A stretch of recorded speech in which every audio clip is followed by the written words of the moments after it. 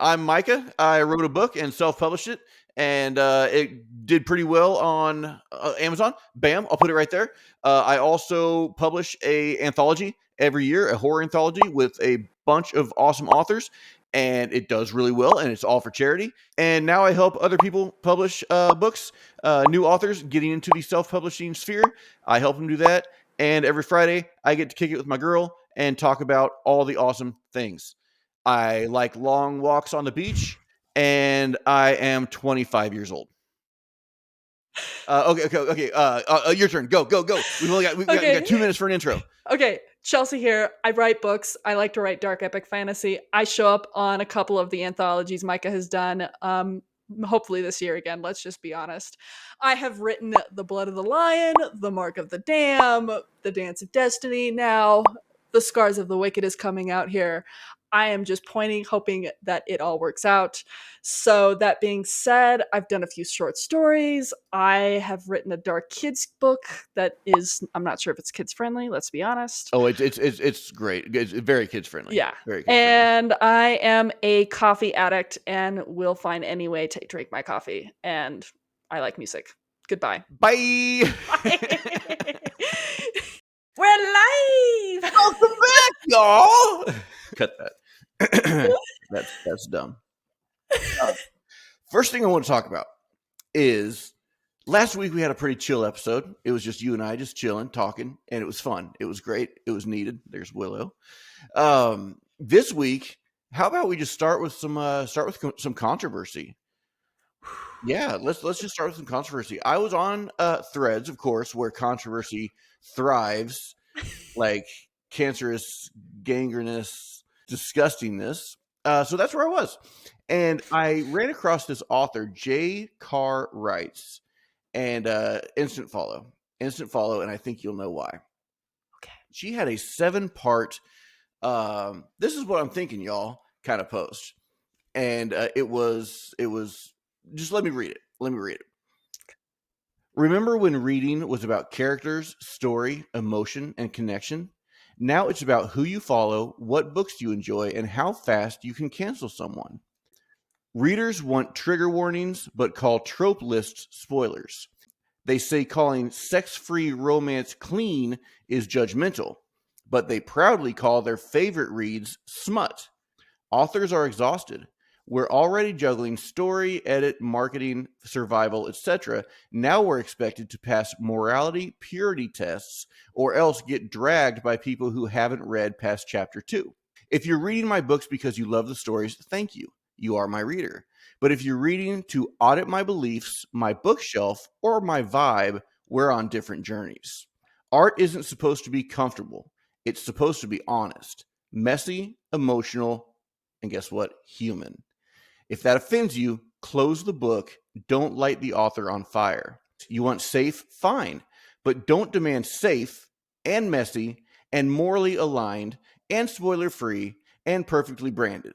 Books can't be everything for everyone. Neither can authors. Let authors write. Let readers read. And maybe, just maybe, stop policing people who love fiction a little bit differently than you do. Bro, I need a moment to digest that. Yeah. She, like I said, instant follow. Like, I was like, yes, you just said everything that is wrong with the community at large. Yeah, it takes two to tango. And so that's always what I say. So it's like, if readers are feeling a certain way, it's because writers have done something or made people feel a certain way. And it's just a back and forth game. Yeah. And it's, yeah. No, I was just going to say what I thought was really powerful was when she said art isn't supposed to be comfortable. And it's not. It's supposed to be messy and emotional and really make you think. Like, storytelling is art. And we've talked about that. Storytelling is what makes us human. Right. We get to explore the darkest and some of the most beautiful aspects of what makes humans. Right. And we can do it all safely in the boundaries of fiction and whatever that may be. And like with fantasy, being able to explore the tragedies, like as you have been exploring in your book about the tragic, like death and grief, and what do we do in the face of all things are loss? Like, how do you overcome that? And people can get really inspired from that, real readers. And that's where it's like that. I think that's beautiful. Yeah. And yeah, it's very the trope and the trigger warning concepts that she brought up, that made me laugh because it is so true. It's like you don't want spoilers, but you want trigger warnings. Right. And mind you, nobody's attacking anybody. Like, this is readers and writers at fault for this. Like, everybody, it takes two to tango. And it's just like, but you see it now. It's like readers want the trigger warnings, but they don't want to know what the tropes are. Right. Or they say, I want the tropes, don't give me the trigger warnings. And then they're mad because you didn't give them a trigger warning because there was grief in it or something. Right. And it's a very, everything's back and forth, and it can get very toxic very quickly. Well, you know, something that I just was thinking while I was reading that is, imagine going to an art gallery and walking through and looking at the different art and being offended that this certain line, this certain brush stroke was not the way you wanted it. So you go up and you get like 50 of your friends and you all go talk to the artist about how that brush stroke should have been this way. Go talk, attack. Well, yeah, that's what I'm saying. Attack. Yeah. Create a scene at the art gallery show, right, and then start screaming about how this isn't how you would have done it. How you would have done it. Yeah. Right. Because that's how it feels. That blows my mind. Why is that a thing? Why is that, dude? Maybe we shouldn't have brought this up because now it's on, Chelsea. Now it's on.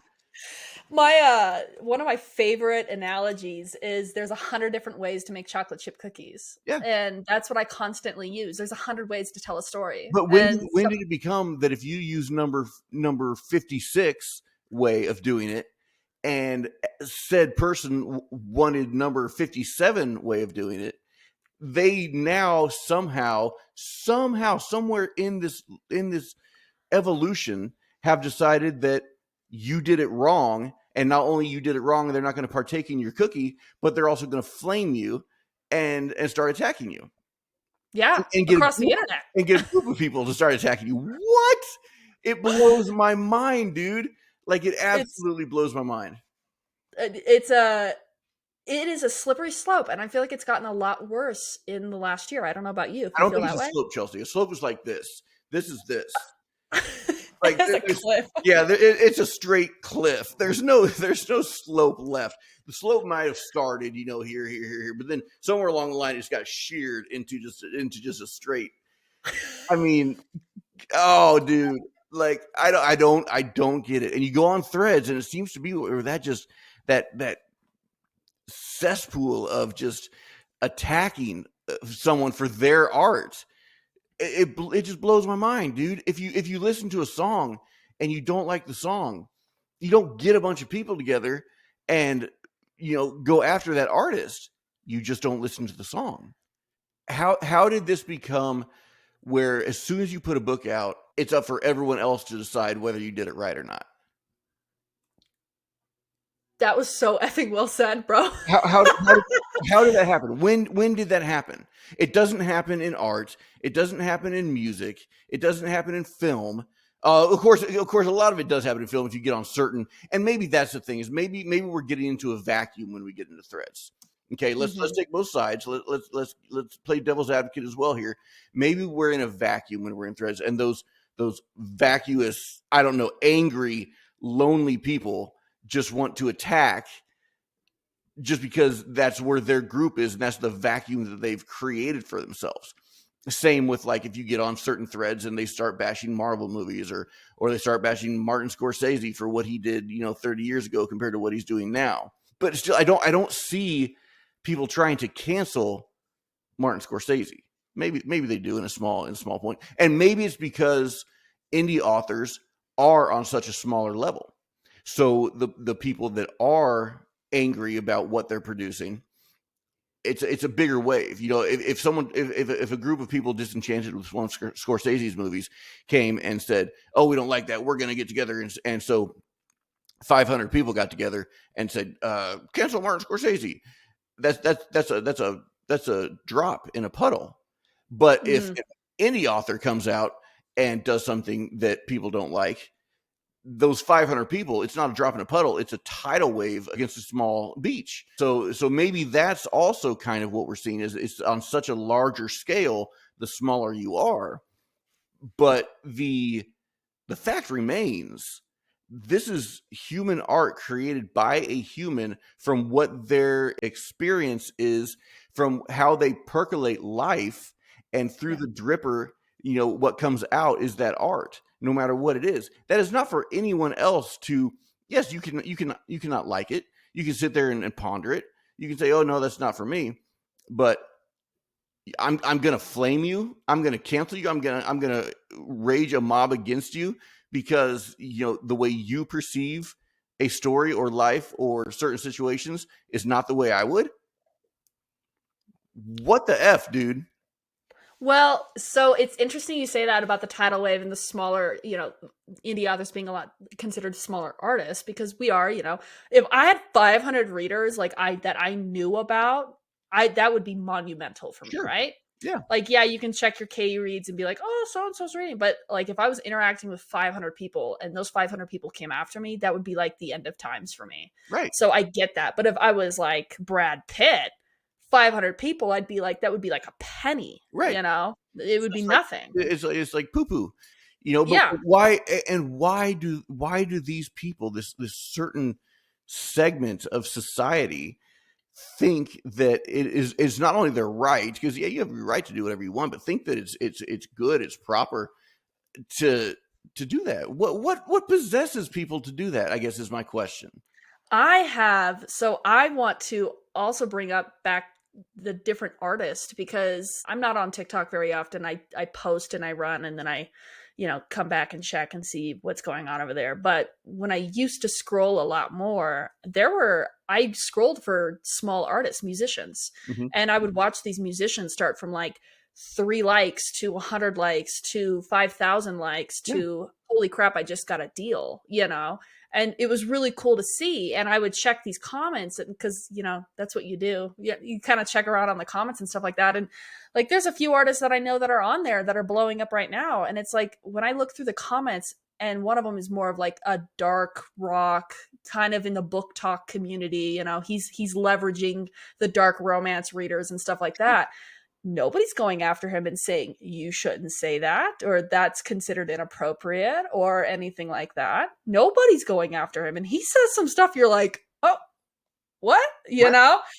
But nobody's going after him. Everybody's like, more, more, more. And he's a small artist. Like, if 500 people came after him, it could be pretty damaging. Sure. And people are digging it and devouring it and love it. But if translate that to the bookish community, and if you wrote something that was somewhat in the vein of what he was singing about, you would have people be like, that's wrong, you shouldn't say that, you shouldn't write about that, that's inappropriate, there should be trigger warnings, oh wait, don't tell me the tropes, right? So I really bring that up because, as somebody who has watched a lot of small-time artists, musicians really take off, and some of them singing about stuff that in the bookish community I really think would turn some heads, like in the actual writing of it, I ask, like, what is the difference? It's art. Right. Like, why is a musician able to sing about certain things and people are flocking to it and begging for more, but if that same concept was explored in fiction in a book, it's suddenly frowned upon. And not necessarily frowned upon, but like you said, you need a trigger warning for this, and you need a trigger warning for that. Exactly. And, oh, I don't think you should have done that. You should have done this. Why do, I don't know, maybe I'll get heat for this. Why do people think that once it's released, it's theirs, not to enjoy, not to read, but to change and criticize? Why is that? I just don't, and I'm legitimately curious as to why that is. I don't understand. It's a slippery slope when we talk about this, because I want to go, I know we're cliffing at this point, but like, I want to almost bring up reviews where, when these readers read these books, that's obviously not for them, and they don't necessarily, it's, you can tell in the review, they're reading Western when they read dark romance, and they're like, why the F is this all happening? This shouldn't have happened. I can't believe the character did this, blah, blah, blah, 1 star. And you're like, bro, this was not meant for you. You Right. know, like, this is not for you. And so that's where it kind of feels like it's like an entitlement where it's saying, well, my opinion matters most. Right. And for some odd reason, and I could be wrong, and maybe we're wrong. Maybe it is like the vacuum concept you were talking about, but it feels like readers and writers are guilty of it too. I've seen it. And I have experienced it where writers, told me how to write a scene. Yeah. And I'm like, I am not going to associate myself with you because you are not my F you, Yeah. first off. And there's somebody I can think of right now that I blocked Don't say it. very Don't say early in it. my career. And I was like, you effing piece of poop. Like, I Yeah. will smite you. But like, it's like an entitlement where they think because it's released, you said it yourself, they suddenly have the rights to tell you if it's wrong or right based on their moral Right. compass or Let based me on their needs. let me go off on a thread here because I don't know if this is going to make sense or not. But when you said entitlement, something struck me. So I'm wondering if the mob mentality and the cancellation and the giant wave that we're talking about that seems to just hit the author community so often over so many minuscule things. I wonder if that came from entitlement. So I'm a reader. I feel entitled to tell you what I think about this book.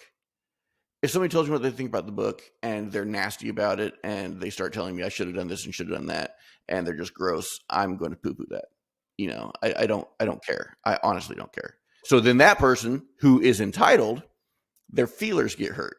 Oh, my feelings matter. So now I'm mad. So I'm going to go tell this person. And hey, man, this guy's a bully, and he did this and this and this, and he hurt my feelings. And so then this person. So now, and so then it builds and builds and builds. I wonder if that's where it came from, where the entitled that that wants to cause this big issue didn't get their voice heard. So now they go to the internet and they start playing a victim. They start exaggerating things, to get a mob going, because now it's not just one that had, because now they're mad. Now this is like, it's like, oh, you didn't listen to me. You didn't change your book. So now I'm mad, and now I'm going to get 50 people. I don't know. I like I said, it's a thin thread, but something is there. So you said something, and I'm going to piggyback off that. I have to wonder when I break down the small musician who is getting a lot of popularity, blowing up, gets the deal of the lifetime, and they sing and write about stuff that the bookish community might turn a few heads if they read that in a scene, right? But in the writing community, in the bookish community, there's a lot more intimacy, I think, between the creator and the receiver. Mhm. There's your providing advanced copies, beta reads, you're constantly looking. Your entire success is how, and I say this endearingly, how kind and generous you can be to your advanced readers and to the people who are going to essentially be your inner circle, because you need their help in order to continue that momentum. And in that, I just wonder if that has something to do with it. When you were talking about, the artists, the musicians, so say an artist does get attacked, say an artist does start getting some hate, a musical artist, a musician, a band, whatever. It's so much easier for people with common sense to go and listen to that song or to watch that music video. It takes 3 minutes of your day. And then, of course, people with common sense can say, oh, yeah, that's for me, or no, that's not for me.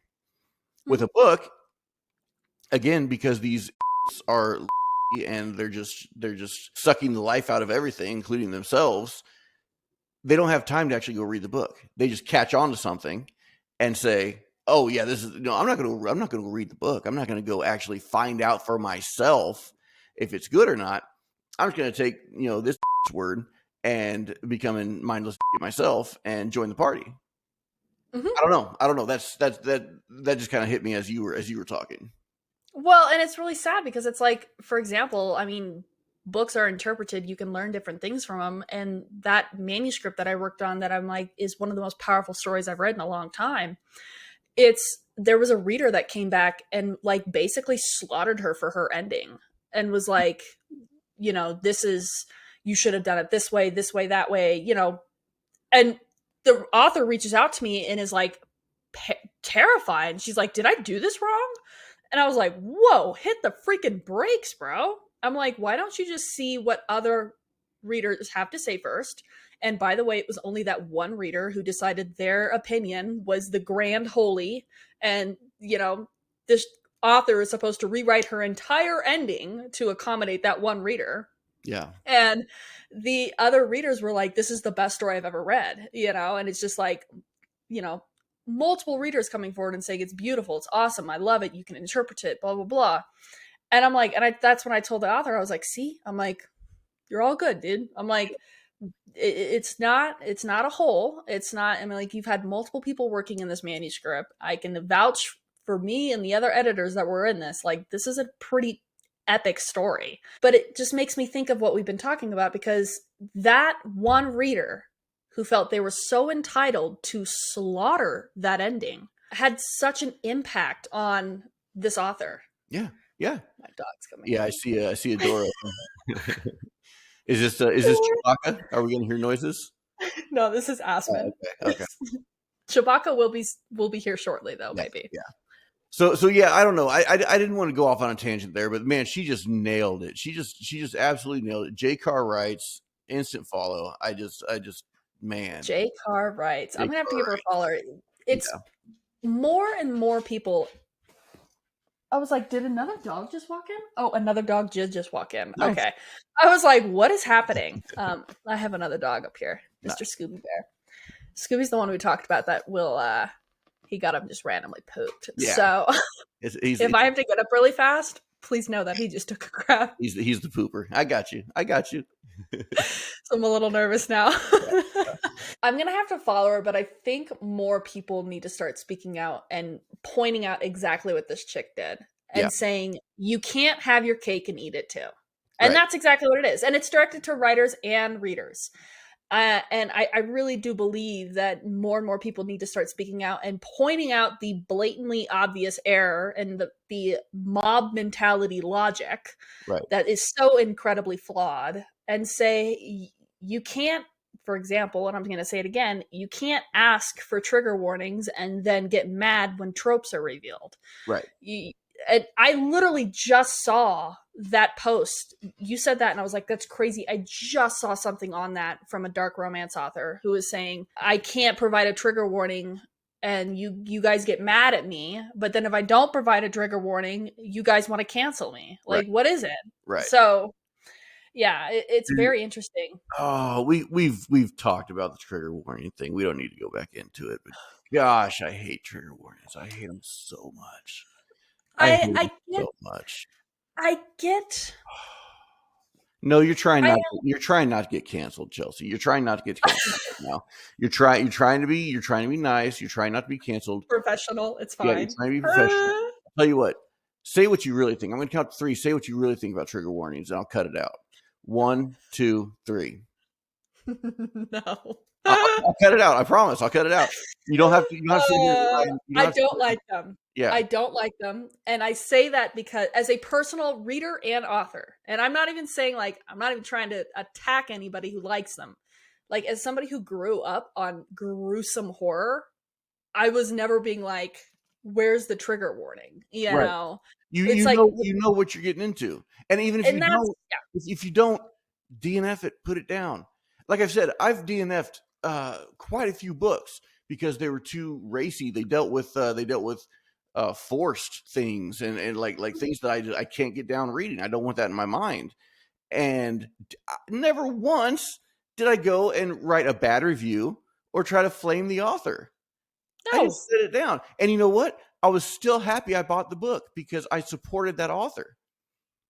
Exactly. I'm not going to return it. Like there Right. was an ebook I bought that is from an indie horror author that, I saw advertised on Facebook, and I was obviously a massive horror fan. It looked like a possession story. I am a glutton for the possession You stories. are, yeah.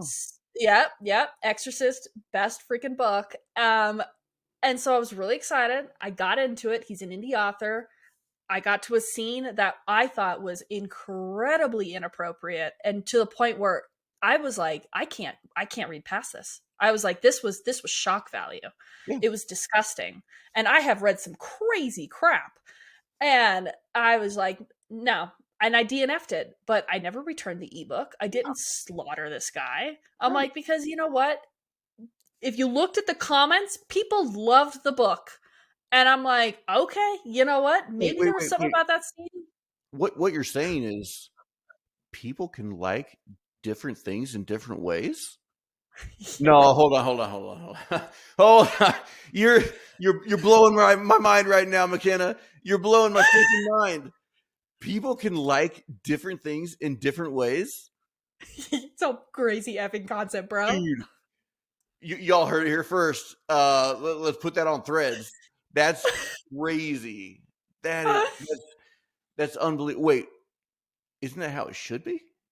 It should be. Like, I, No. I have to I have to bring this up because if I don't bring it up, it'll drive me crazy because we were talking about it. But it was like, and it jumps right after this.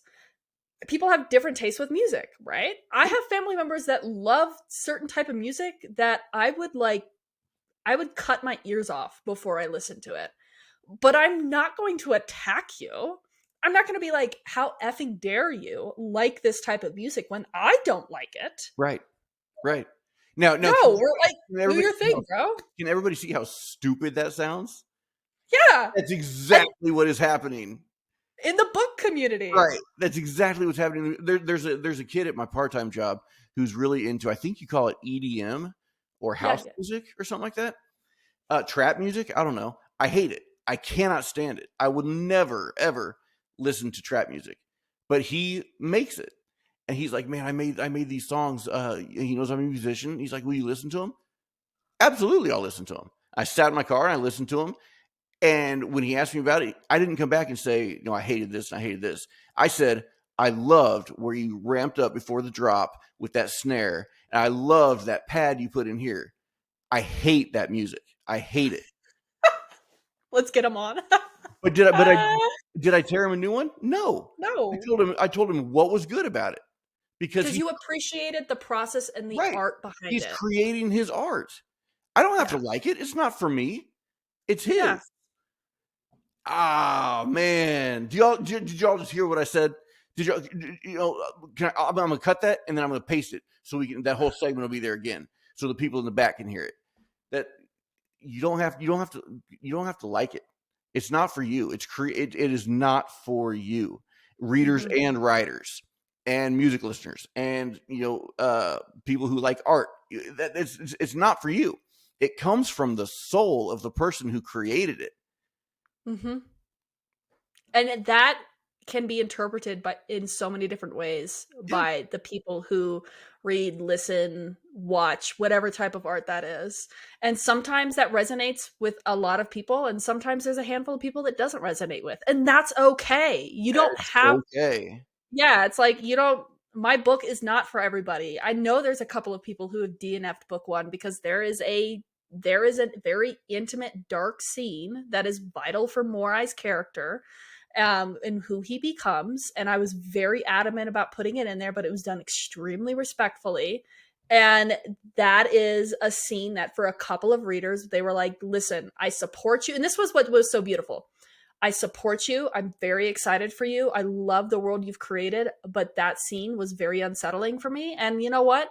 I'm just not going, I can't continue. But I'm going to, they went and wrote me 5 stars.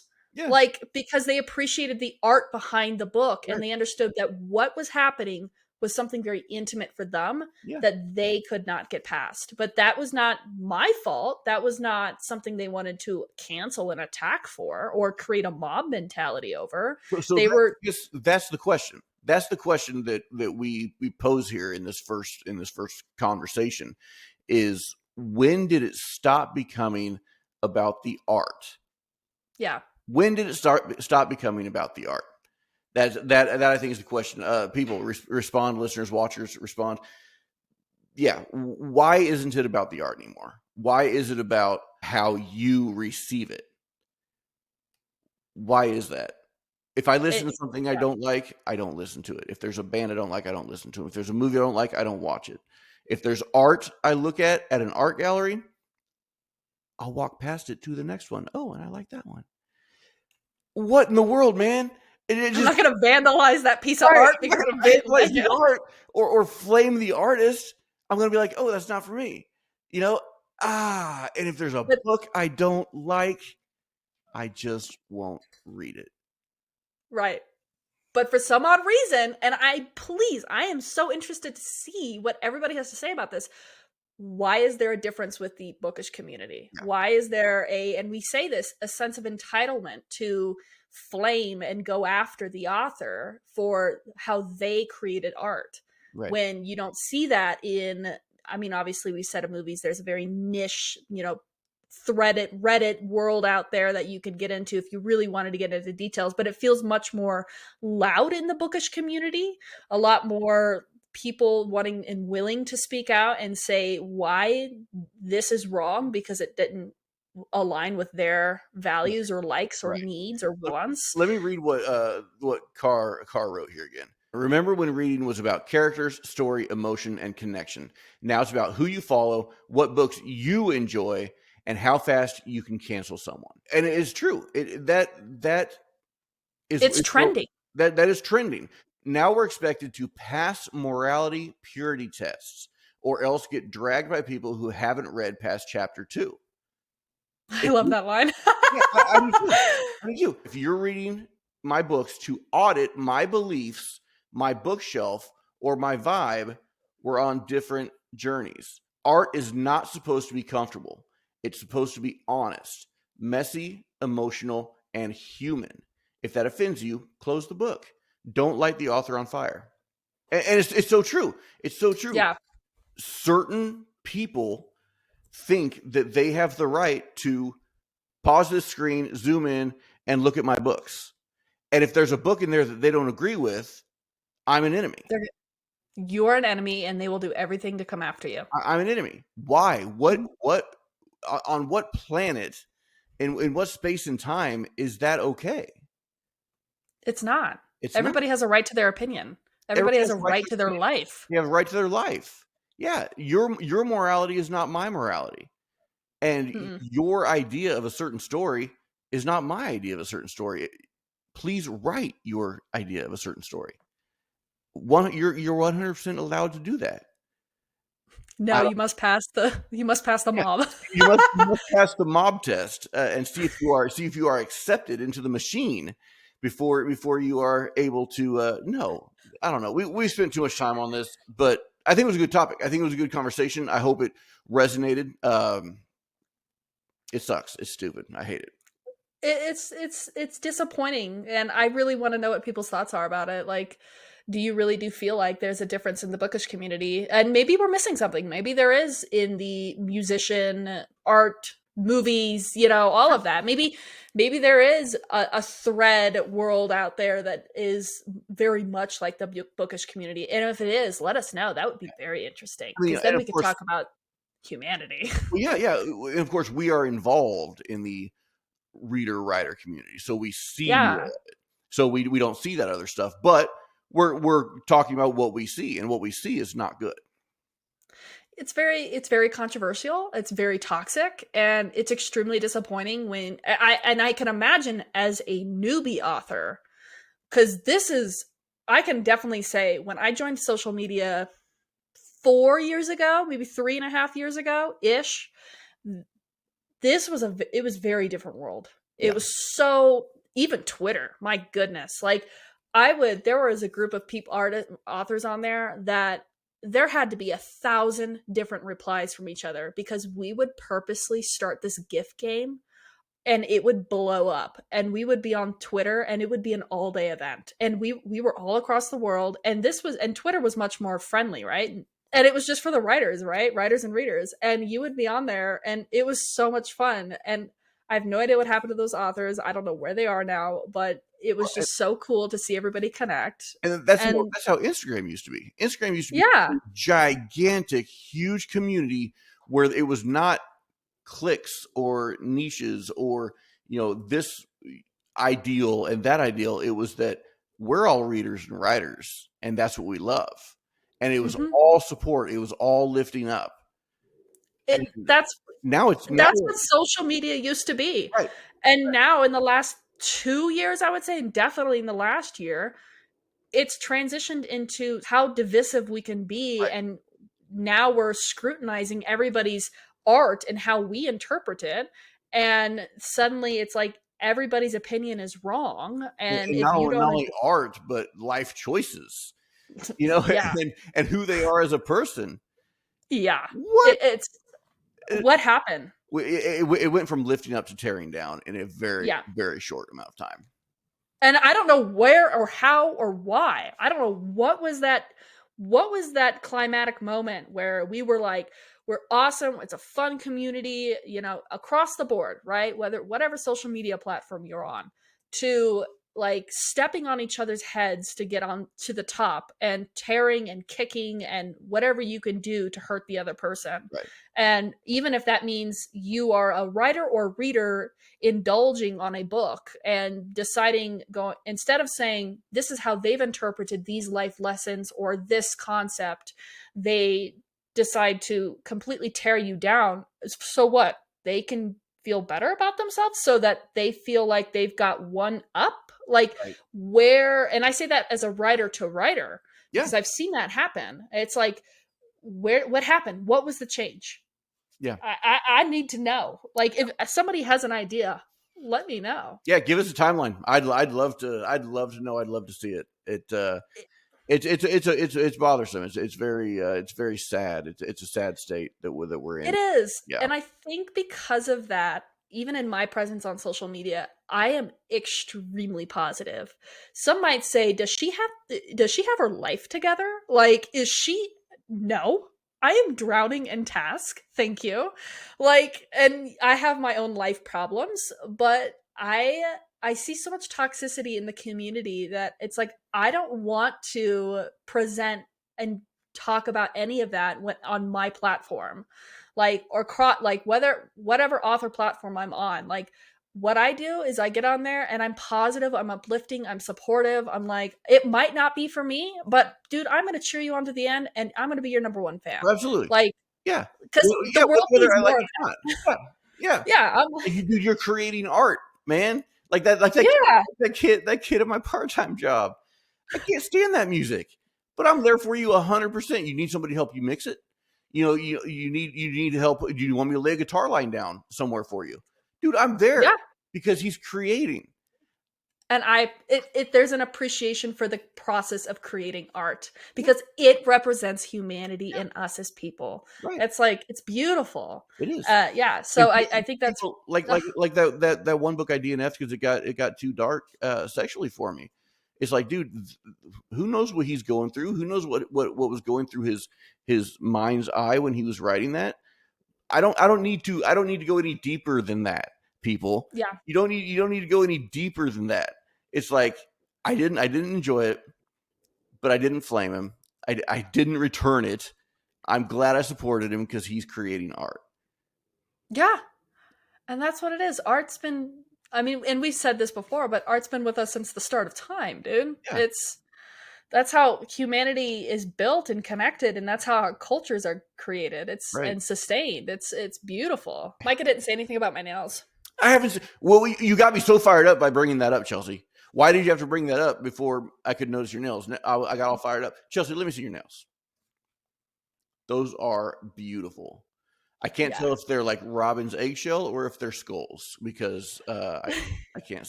I'll see it after it renders and it's in high def, but I can't see it right now. They're white with blue sparkle, like marble blue sparkle.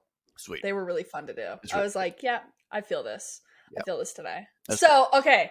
There was a huge thing a while back. And this isn't even the topic I was telling you about, but like, there was a huge thing a while back, maybe 4, 5, 6 months ago, and at least in the group chat I was in, and I don't pay that much attention when I'm on the Instagram world. There was a thing that happened where people were noticing a lot of returned ebooks.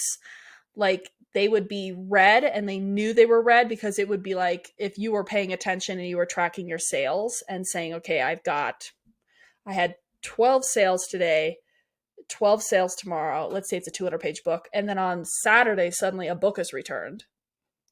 You know, I'm assuming it was one of those from the previous couple of days. Yeah.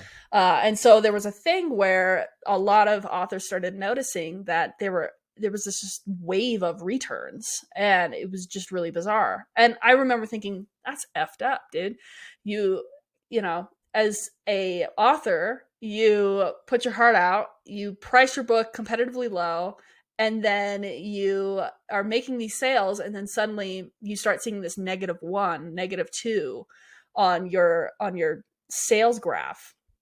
And I had no idea what that meant. Well, I got my first return the other day. Did you? And I was like, I did. Listen, I don't pay that much attention, but I just happened to sign on and I saw -1 before I had like 4 more sales for that day. So it kind of like offset it. Sure. But I saw it's the bar graph, and then it was like -1. And I was like, what the F? I'm like, is that what that is? Which book was it? I don't know. They don't. Oh. Unless those way you can do those details, I have no idea. So and I wasn't going to look. When you're in there up on the top right, there's I can't remember where it's at, but I can show you. But you can pull down very, very, very specific CSV file, and it will show everything. It will show. Oh, yeah. I probably wouldn't ever worry about that, to be honest. I was just like, because I don't want to get too intense with it. I want to know what book it was, Chelsea. I don't even know when this was. I mean, it was the other day, could be yesterday or the next 6 months. Like, basically, the reason I'm so adamant about it is because I returned one of your books, and I just want to know if that was mine or if it hasn't shown up yet. Are you effing with me? Why would I ever return one of your books? I bought 6 of your pre-orders, Chelsea. To make sure you got up to 100. I would never return a book. How dare you? I got on my account, I got on my Anatolian Press account, I got on my wife's account, I got on my mom's account, my dad's account, and my brother's account to buy your pre-orders.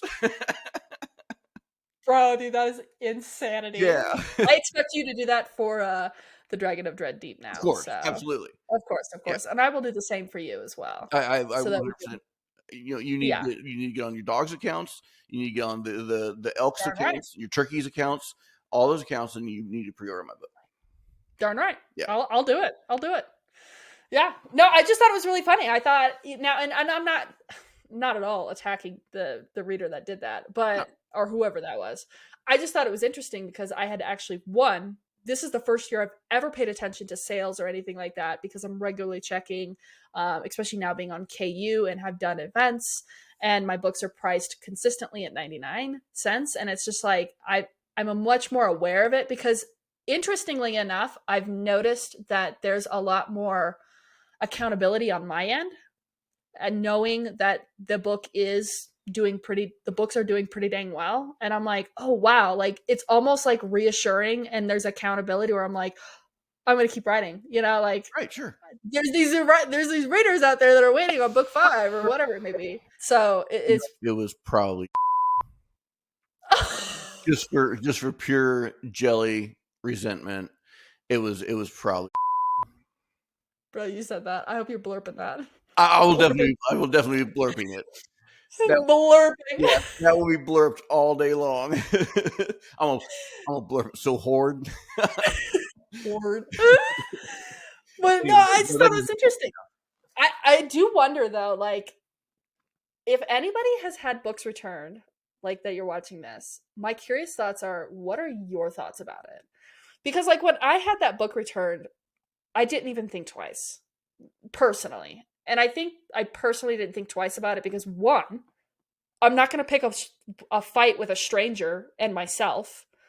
It's not worth it. It's 99 cents. I'm like, okay, well, sure. And let me back up and do a little reverse here. Also, as authors, we know this is something that the writers reader community needs to know, is that you can't please everybody. No. You have to have that understanding. So just the same as you've got to stop community. You have to stop this flaming and this investigating and this mindset of focusing in. And if it's not exactly aligned with exactly what I believe or with exactly what I want, I'm going to attack it. You have to get out of that mindset. Same with writers. You have to know that when you put your book out, you're not going to please everybody. And whereas a returned book, it sucks. I don't like it. I don't like that, just because that's money that the writers have to pay back. And that sucks. And B, at 99 cents, you're not so much at the just supporting the art or whatever. It seems a little fickle to me to return a book. Yeah.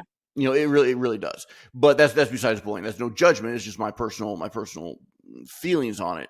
But we as authors have to understand, just as readers have to understand, and writers have to understand, that you can't be pleased by everything. Not everything is going to fit into the mold that you want. We have to understand that what we produce is not going to fit into the mold that everyone wants. So a return here and there would not shock, or should not shock, an author. Now, if you get a batch of returns and you start getting flamed, then you know that somebody's, or a group of people, are being really nasty, and that's a whole different. That's what we talked about in the beginning.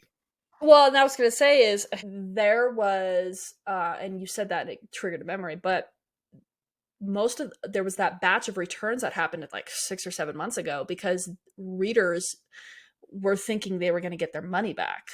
And so they were returning the ebook because they were like, well, I read this instead of a KU subscription. I read this. So I'll just return it and I can get my money back. And there was a huge gap of understanding. Like, if you return these ebooks, it's harming the author, both in the algorithm and financially, because, and let's be honest, emotionally. Like, if you had a batch of like 12 returned books, holy crap, dude. That's effed up. Yeah, it is. So, it is. Well, yeah. Steam, I don't think you're much of a PC gamer anymore, but Steam has a thing where if you're under like 5 hours of gameplay, you can return the game.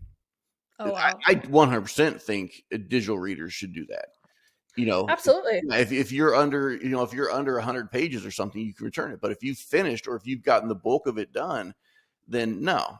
At that point, you've consumed the media that however many people and however much process went into it, it has been consumed. No, you can't return it. Yeah, I agree with you on that one. I think and I know Amazon KDP has made some steps to protecting authors more with how they, even readers and writers as well, can buy ebooks, whether that is their new thing was no longer being able to download the ebook file into different devices, which I know there were readers that were upset about that, and I get it because they use different reading devices. But for pirating sakes, that was an extremely smart move to do, so that authors felt more secure with the work that they were uploading. Yeah. And I do think that you're right in that there should just be more awareness, even if there's like a trial period, if you start this book in 48 hours, let's just say that, and you don't like it, you can return it. Yeah. But if it's over the 48-hour mark, we're going to assume that you've bought it and you are beginning to read it and you are enjoying it. Yeah. And I know obviously you buy books and you don't get into them right away, but there has to be some sort of accountability for both the reader and the writer, so that when these ebooks are purchased, it's protecting the author on the other side who is putting that work out. Yeah, I agree. Yeah. From the 1% of readers, because it is the 1% that think I will just read this and return it. Yeah. And I think and you said it's very fickle when it's 99 cents. There's plenty of books I've bought that I was like, not for me, even like $10 ebooks when that was a thing. Yeah. And I never returned them. I was like, dude, bro, I'm like, by the time I got to this, it's like, Is it really worth that? And again, like I said, it's you're supporting small authors. Yeah. It's I don't know. It's a whole different world, Chelsea. I just don't. It is a whole different Yeah, world. I just don't get it. Okay, so now that we rambled and that we're not going to have that part in because, we're cool like that and we just went off the hinges. Yeah. Okay, so the topic I have, and this is like a Pepsi versus Cola conversation, I think, for authors, and readers too, is the George R. R. Martin approach, nobody is safe, versus there's almost 100% certainty that most of your beloved characters are going to make it. Yeah. And I say most because I do think certain endings, certain deaths are absolutely required for the storyline and the depth and the complexity of the storyline. Yeah. But the George R. R. Martin approach is I'm going to kill off every main character and you won't know when that's going to happen. And it's almost jarring sometimes when you're like, wait, I just thought I liked this person. Right. And now they're dead. Versus you writ this character, they've been through some crazy stuff, they've made it so far, and there's almost guarantee that they're going to continue to make it, even if they lose maybe somebody special in their life, stuff like that. So I want to know your opinion. And now I know this is an interesting topic given your storyline. This is a hard topic. So I'm curious. Yeah, this is a hard topic to talk about, especially without giving you spoilers for the scene, Blade. But I will tell you, I did stop Game of Thrones at the Red Wedding because there was too much. Every single person you decided to champion ended up dying. Every single one. And so the only one left to champion was Jon Snow or Daenerys. That pretty much were the two main people that you could still champion. And of course I went back later. Still didn't finish it. I need to go back and finish it, but I continued to watch the TV you watch the show. Yeah. I have not read the books. I have them. I have not read them. So I can only speak after 6. Yeah, I can only speak on the show, but so then I stopped at where I thought Jon Snow was dead. I was like, I'm out. F this. I'm done. Forget this. Everybody I love is gone. So my personal experience is that's a hard thing to teeter on. That's a hard edge to balance. Is like, how many readers are you going to lose if you start knocking off all the beloved characters? But there is something so poignant about it. And of course, his world was dark. His world was grim, and his world had death at every turn. And so maybe there was that excitement and anticipation of wondering and seeing where it goes. But I don't know if I can answer 100% whether that I like that or not, but you've got to have some anchor, in my opinion. You've got to have some anchor that is throughout. If you don't, then I'm out. I'm not gonna flame you, and I'm not gonna return the book. I'm just probably not gonna read it because it hurts my heart. So there has to be some kind of anchor, but as long as there's an anchor in there, some main character, something that is keeping you there throughout all the rest, and you can grieve with them or you can whatever, then I think that's okay. Yeah, I see where you're coming off that, because I do think certain deaths are absolutely required for the storyline. I really do. And it could be absolutely heart-wrenching and tragic, but I do think they're important for character development, plot progression, you name it.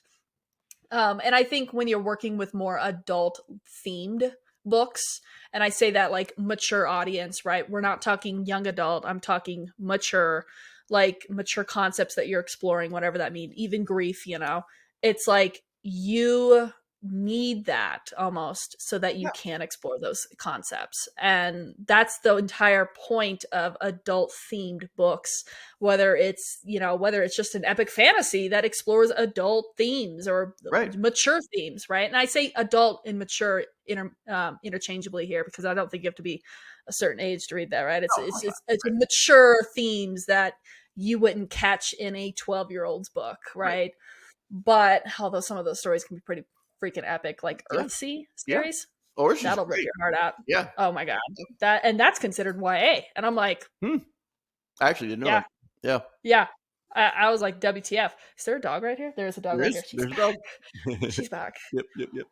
But yeah, so I think when you're exploring some of those more mature content level themes, I think you need those deaths. You need so that you can help explore, and you said it yourself, grieve with the character, Yeah. or cope with the character, or you know, Morai, for example, has a progressively growing drinking issue, and you start to watch him spiral. But I do think certain things require that. But I will say and I say George R. R. Martin because he's the most prominent and popular Right. one that everybody can recognize. But I mean it more as a concept. But I think when you start killing off too many characters, it like really hinders the funness, right? Right. The world is the real world is already crazy enough. Can I just have like a character that I know is going to Right. make it? Right. Exactly. Right. Exactly. There was a movie I just watched, End of Watch, and it was with Jake Gyllenhaal. Dude, it's so good. It's so good, and Michael Pena, I think, Penny, the other guy. he's awesome. Yeah. Epic storyline, but bro, I had an audible gasp in Oh the yeah. end when I thought they were both dead. Yeah. Like, I literally stood up from the couch, Dude, and I said, I was white knuckle the entire time. Like I was I was I was like, "Are you?" gripping like Yeah. I was like, "Are you effing kidding me?" And I was going full curse mode. I was like, "This is the effing stupidest movie I've ever seen." Like, literally, like I just lost it. yeah. And then, my Don't my spoil it. family Don't had spoil already, it. Don't spoil it. yeah, everybody was like, "Okay, chill." But Yeah. it's just like, it's one of those things where it's Right. like you get so invested with these characters, Right. and that was a moment where I realized, holy crap, I really do appreciate when a character lives. Like, because it shows you just how committed and like how stubborn and how they can persevere through Right. anything. Right. And that was so in book 4, and I'm even going to use an example from my story. Book 4, there's a really tragic scene with the Guardian of Death, who is, obviously Zarek. And, you think that's it for him. And there was actually a reader that said, listen, I loved it. She goes, I loved what you did with it. She goes, but I know there's certain readers that would have preferred it to be final. And I'm like, and that's great. Yeah. Not in this world, bro. I'm like, if you asked me to F off this character, like, I would have died. Yeah. And I'm like, because I wanted to show the commitment of Syra through her actions. Yeah. And that's just like, I didn't want that to be the final moment for him, Right. even though it was pretty final. It was so that, and I'm literally being very, very vague about that because I'm trying to like not say anything. Right. Exactly. But I do think I think it matters in certain scenes. I think it matters in certain storylines. I think deaths are absolutely necessary to progress character development and plot, but I don't think they should be abused. That's what I'm getting at. Yeah. I think they don't abuse character deaths because you desensitize and you take away from the charm of the story. Right. But okay, each their own. Yeah, each their own. And that's what I was just gonna say. I totally agree with you. And at the same time, Chelsea's not saying that George R. R. Martin is abusing death. His world is very, very grim, very, very dark. That is a reality of the world. And he's made that known. Like, he's like, nobody is safe, and it's a running joke with him. Like, he embraces it. He knows what he did. And there are readers who freaking love that. Oh, yeah. And all the power to you, man. And I'm all good. I'm all in support for a solid death. Like, oh yeah, you go, dude. Yeah. Like, the movie, like, it's like, holy crap. But I just, as a writer and a reader, I do prefer a much more promising outcome, I guess you can say. Yeah, I always prefer to have a happy ending. Call me silly. I don't know. Call me whatever. I prefer. Yeah. So and that happy ending can take many forms, i.e., my book. everything I've shared with you, you're like, that's not happy. But no, I do prefer a happy ending usually, and like I said, just some anchor, someone to hold on to, right? Yeah. Yeah, I'm very curious because I would love to hear what people think about that because it really is a Pepsi versus cola Yeah, conversation. sure. And, both are great sodas. Yeah, Let's just be honest. Both are great. yeah. But it's just what do you prefer to consume on a daily basis if you I had don't. to? I don't like Pepsi. I'm cola all the way. Okay, well, I quit. Oh, So. that's it. Bye. I used to be a Are you a big Pepsi Pepsi girl? fan. Of course, I used to be. I don't drink sodas anymore. So but I've every Christmas, uh, my grandpa over on my dad's side, we have a big get together, and there's always a tub of Coca-Cola cans with the polar bear on them, and in the ice. So every Christmas, I will have a Coca-Cola because I love that. yeah, it's so good. It is so good. But I have one soda a year, and that is it. That is at Christmas. Yeah, Yes, but that's amazing. it's always Coke. It's never Pepsi. I used to be a big Pepsi Yeah. fan, and I was never a big soda drinker to begin with. Even when I was younger, it was just like everybody consumed it, and I was just like, ew. Yeah. But when I did drink soda, I loved the Sprite and the Pepsi. And then my taste buds changed, Mhm. and I was like, F you, Pepsi. And I love the Coca-Cola taste. Now, I don't drink the regular sodas. When I do drink them, which is once in a blue moon, I do the sugar-free stuff Yeah. because it's like it tastes just as good, Yeah. in my opinion. Uh, So, not to a soda consumer. If you yeah, if you if you have someone that consumes Coca-Cola and then you give them a Coke Zero, they're gonna throw it at your head, dude. Like, which is crazy because, like, and you know what? What can I say? Because I don't think I've had a real Coke in years. I'll tell you what. Like, and I mean that. You know what's coming up is our dual release in December. So maybe for our dual release, we share a Coke. Okay, Yeah. I'll do it. Yeah. I'll do it. Do it. Let's do it. That'd be good. Yeah. Yeah. So I used to be a heavy soda drinker, which is why one of the reasons I gained so much weight.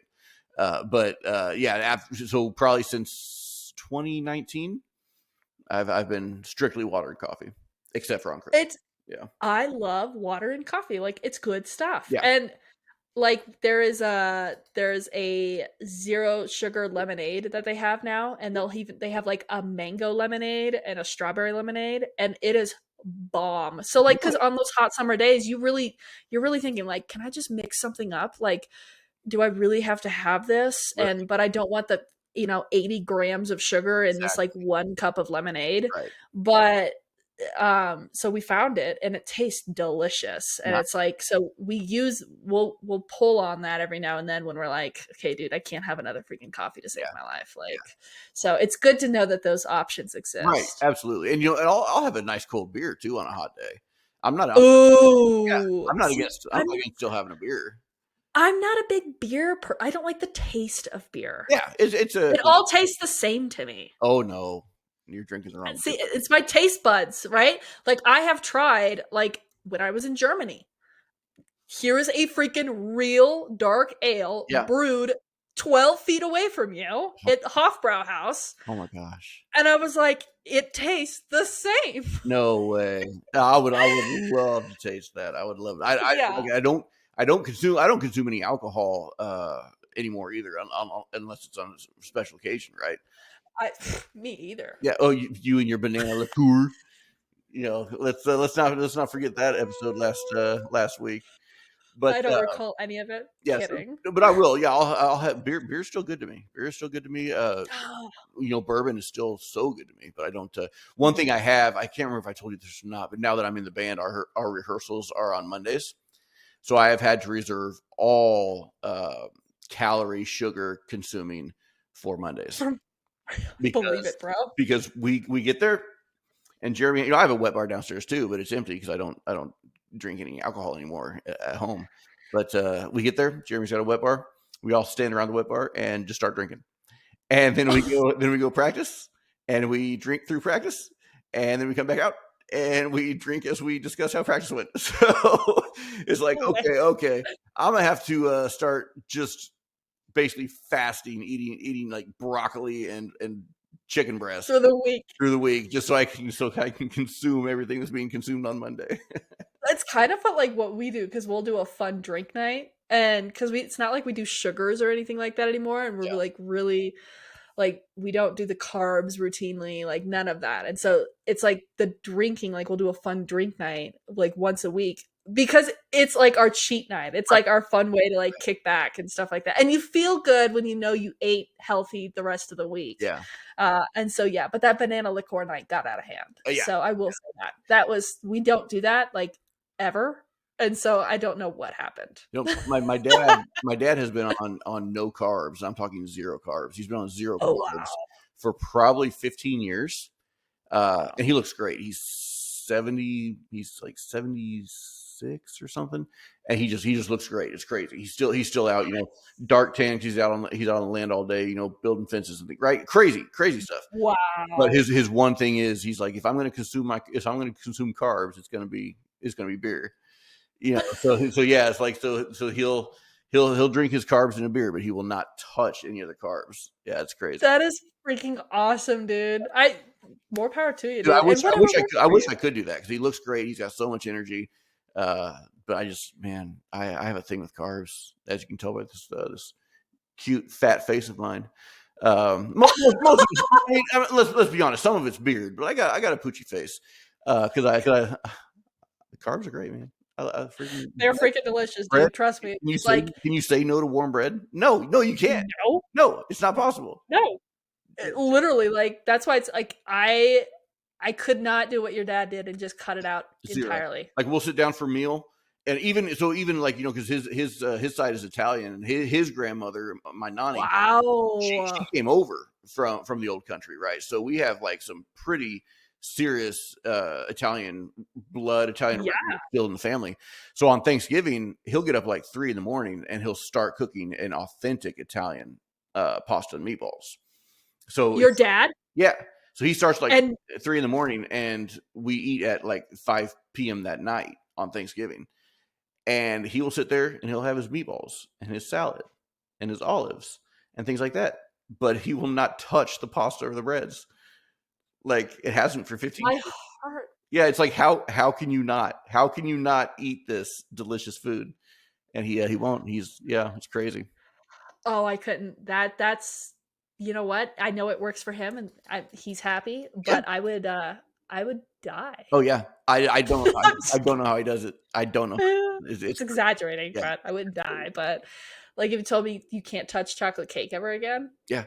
Oh yeah, no, he won't have any desserts, nothing. Like it's like, you know, and you know how often we eat over there. We have family get-togethers all the time. Yeah, Yeah. My mom, yeah, she's down with all the, you know, he'll just sit there and if there's nothing to eat, he'll pull out some cabbage or something. He'll just eat cabbage. You know, it's like it's crazy. It's crazy. I don't have that kind of discipline. I just love food too much. Yeah. Like Yeah. Food. I'm like, yeah, food's good, man. I respect the whole like 6 days a week, you know, be very cognizant, like Yeah. zero sugar, like, and I will definitely say cutting out sugar was life-changing for me. Yes. In this family household, like, but we have to have one cheat night because like I love to bake. I love dessert. I love food. Like the family. Your homemade pizzas, you know, your homemade sourdoughs, you know, those are good, man. You can't do it every day. Just can't do it. No. Yeah. And you know, it's like it doesn't have to be like 6 days a week. Obviously, we go through bouts where maybe it's twice a week, Right. but it's like everybody is just a lot more relaxed. It's your dad is a hero. He is a hero. He's crazy. I don't understand it. I don't get it. But let's stop it because I don't think people want to keep hearing about our diet successes and fails. I don't think that's why people come. Thank you all for watching. We appreciate it. Give us a like, comment, subscribe, bell, whatever it is. Help us with the algorithm. We appreciate it. Until next time, I have been Chelsea Rose. I've been Micah Black. Racist? Bye. What?